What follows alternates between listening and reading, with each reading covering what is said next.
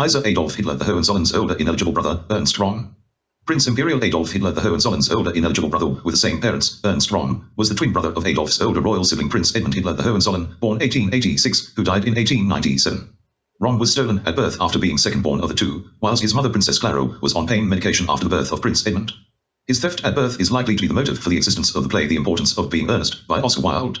It is believed to have been a blatant attempt to tease my Hohenzollern royal family about his theft at birth. Ernst was one of Adolf's closest advisors during the election campaign that saw him elected Chancellor of Germany in 1933. Ernst was regularly involved in public events during the election campaign with Adolf and photographed celebrating the election victory with Adolf in 1933.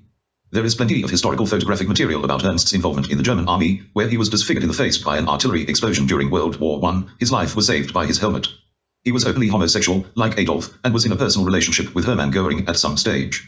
Other photographic media featuring Ernst on his own were taken in reference to his charity work with what is now the Salvation Army.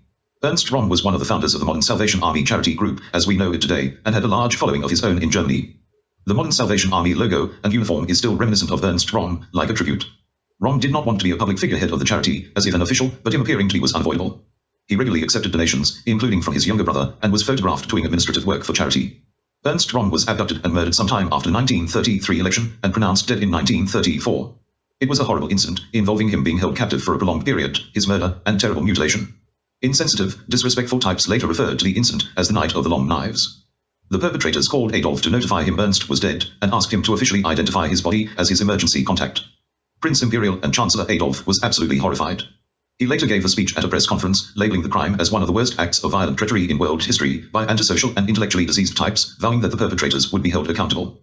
Prince Imperial Adolf had donated massive amounts of money to his older brother Ernst's charity work before his death. When Chancellor and Prince Imperial Adolf attended the Berlin Olympics as host head of state, there was regularly an empty chair next to him where Ernst would have been seated. After Kaiser Adolf escaped prisoner of war jail in 1959, he was shown fictitious media material that appeared to be made in Germany that tried to imply he had ordered Ernst tortured and murdered himself, as if he feared Ernst was becoming a rival to him.